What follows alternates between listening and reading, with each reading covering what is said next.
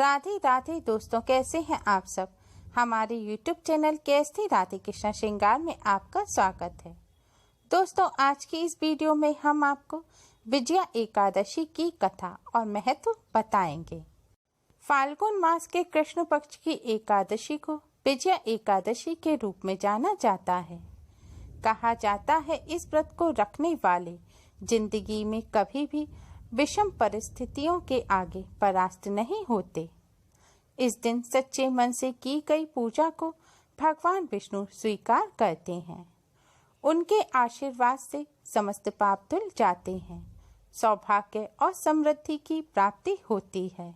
ऐसी मान्यता है कि भगवान राम ने इस व्रत को किया था और लंका पर विजय प्राप्त की थी।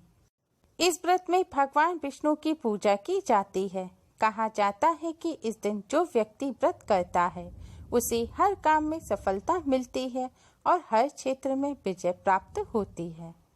इसका वर्णन पद्म और स्कंद पुराण में भी मिलता है। विजया एकादशी का व्रत करने से समस्त परेशानियों से छुटकारा मिलता है और हर मनोकामना पूरी होती है। विजया एकादशी अपने नाम के अनुसार विजय प्रदान करने वाली है। भयंकर शत्रुओं से जब आप घिरे हों और पराजय सामने खड़ी हो, उस विकट स्थिति में विजया नामक एकादशी आपको विजय दिलाने की क्षमता रखती है। आज के दिन विजया एकादशी की कथा सुनने मात्र से ही भयंकर से भयंकर शत्रु भी परास्त हो जाता है और हर क्षेत्र में विजय प्राप्त होती है और भगवान विष्णु की कृपा से सभी कष्टों और संकटों से मुक्ति मिलती है। विजया एकादशी की कथा इस प्रकार है। कथा के अनुसार एक बार धर्मराज युधिष्ठिर भगवान श्री कृष्ण से बोले, हे जनार्दन, फाल्गुन मास के कृष्ण पक्ष की एकादशी का क्या नाम है तथा उसकी विधि क्या है? कृपया करके आप मुझे बतलाइए। श्री भगवान बोले, हे राजन, फाल्गुन मास के कृष्ण पक्ष की एकादशी का नाम विजया एकादशी है। इसके व्रत के प्रभाव से मनुष्य को विजय प्राप्त होती है। यह सब व्रतों से उत्तम व्रत है।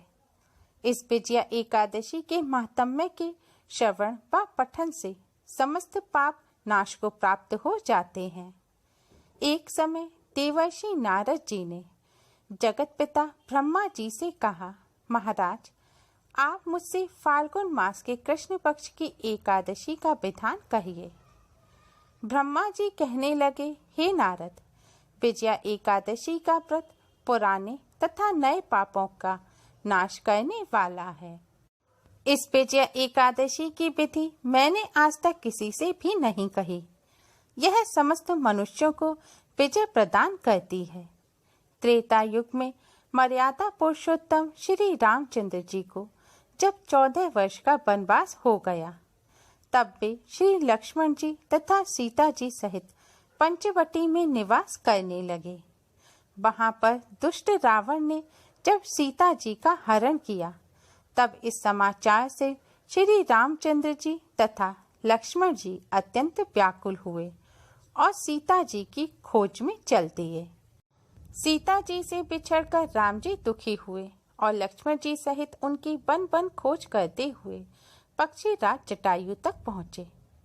जटायु ने भगवान श्री राम को बताया कि रावण सीता जी का अपहरण करके दक्षिण दिशा की ओर ले गया है। इतनी सूचना देकर पक्षी राज जटायु ने अपने प्राण त्याग दिए। भगवान श्री राम ने जटायु का अंतिम संस्कार किया। इसके बाद लक्ष्मण जी सहित दक्षिण दिशा की ओर चले। वहां पर भगवान श्री राम हनुमान जी से मिले। हनुमान जी ने भगवान श्री राम को अपने राजा सुग्रीव से मिलाया। भगवान श्री राम ने सुग्रीव के संग मैत्री की। इसके बाद बाली का वध किया। फिर सुग्रीव ने भगवान श्री राम के साथ सीता जी को खोजने के लिए चारों ओर वानर सेना की टुकड़ियां भेजी। वानर राजकुमार अंगद के नेतृत्व में दक्षिण की ओर गई टुकड़ी में हनुमान जी, नील, जामवंत प्रमुख थे और वे दक्षिण स्थित सागर तट पर पहुंचे। तट पर उन्हें जटायु के भाई संपाति मिले, जिन्होंने उन्हें सूचना दी कि सीता जी लंका स्थित एक वाटिका में हैं। हनुमान जी समुद्र लांघकर लंका पहुँचे। लंकनी को परास्त कर नगर में प्रवेश किया। वहां सभी भवन और अंतपुर में सीता माता को ना पाकर वे अत्यंत दुखी हुए। लंका में एक भवन के आगे राम नाम लिखा हुआ था। हनुमान जी यह देखकर ब्राह्मण का वेश बनाकर उस भवन में अंदर गए। वहां हनुमान जी की भेंट विभीषण से हुई। विभीषण ने हनुमान जी को सीता माता के बारे में बताया। हनुमान जी अपने प्रभु श्री राम जी को स्मरण व नमन कर अशोक वाटिका पहुँचे। वहां धुएं के बीच चिंगारी की तरह राक्षसियों के बीच एक तेजस्विनी स्वरूपा को देख सीता जी को पहचानकर हनुमान जी हर्षित हुए। उसी समय रावण वहां पहुंचा और सीता जी से विवाह का प्रस्ताव किया। सीता जी ने घास के एक टुकड़े को अपने और रावण के बीच में रखा और कहा, हे रावण, सूरज और किरण की तरह राम सीता अभिन्न हैं। राम व लक्ष्मण की अनुपस्थिति में मेरा अपहरण कर तुमने अपनी कायरता का परिचय और राक्षस जाति के विनाश को आमंत्रण दिया है। रघुवंशियों की वीरता से अपरिचित होकर तुमने ऐसा दुस्साहस किया है। उसके जाने के बाद हनुमान जी सीता जी के दर्शन कर अपने लंका आने का कारण बताते हैं। सीता जी श्री राम व लक्ष्मण जी की कुशलता का समाचार पूछती हैं। श्री राम जी की मुद्रिका देकर हनुमान जी कहते हैं कि वे माता सीता को अपने साथ श्री राम जी के पास लिए चलते हैं। सीता जी हनुमान जी को समझाती हैं कि यह अनुचित है। रावण ने उनका हरण कर रघुकुल का अपमान किया है, अतः लंका से उन्हें मुक्त कराना श्री राम जी का कर्तव्य है। हनुमान जी ने रावण को उसके दुस्साहस के परिणाम की चेतावनी दी और लंका को जलाया। माता सीता से चूड़ामणि व अपनी यात्रा की अनुमति लिए हनुमान जी वहां से चल दिए। वहां से लौटकर हनुमान जी ने भगवान राम के पास आकर सब समाचार कहे। श्री रामचंद्र जी ने वानर सेना सहित लंका को प्रस्थान किया। जब श्री रामचंद्र जी समुद्र के किनारे पहुँचे, तब उन्होंने मगरमच्छ आदि से युक्त उस अगाध समुद्र को देखकर लक्ष्मण जी से कहा कि इस समुद्र को हम किस प्रकार पार करेंगे।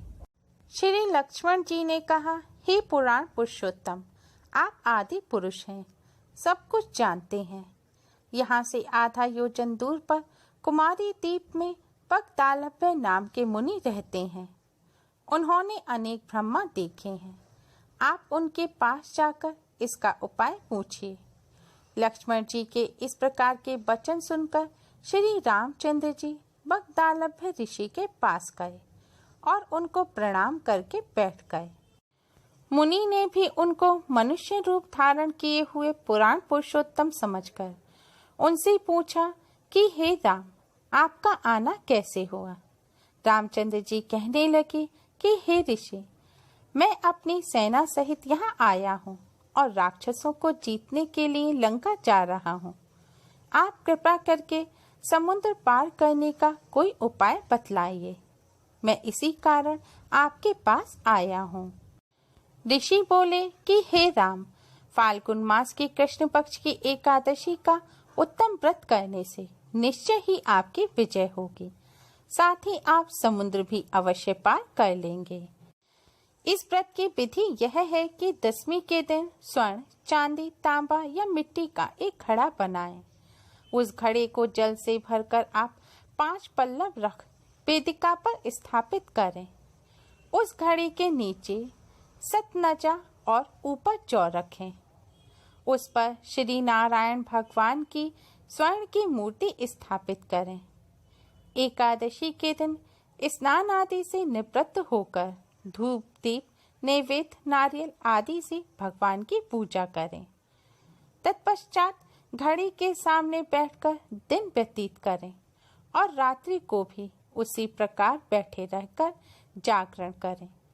द्वादशी के दिन नित्य नियम से निवृत्त होकर उस घड़े को ब्राह्मण को दे दें। हे राम, यदि तुम भी इस व्रत को सेनापतियों सहित करोगे तो तुम्हारी विजय अवश्य ही होगी। श्री रामचंद्र जी ने ऋषि की कथानुसार इस व्रत को किया और इसके प्रभाव से दैत्यों पर विजय पाई।